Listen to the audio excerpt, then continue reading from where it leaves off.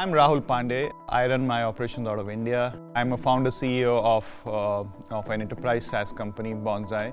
One of the biggest challenges brands are going to have is to scale their creative content.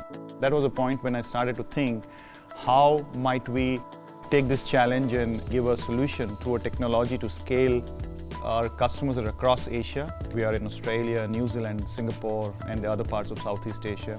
That's the thing which really motivates me, drives me to work with this incredible team to go along and build something awesome and build it for the world.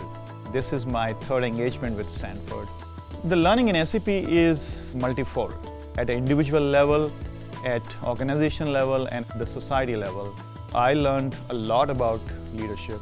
I learned a lot about how do you become a successful leader leading a global team. How do you work across different culture? How do you use different frameworks to drive the efficiency, innovation? That's been an amazing learning at the organization level.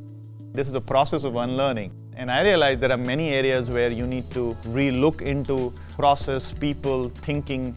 I think each of the faculty members are masters in their area. So to me, every professor I met, they are my superheroes. They are inspiring me to go and change the world. I feel more confident as a leader. I feel more energetic and charged up to go and get Bonzai to the world.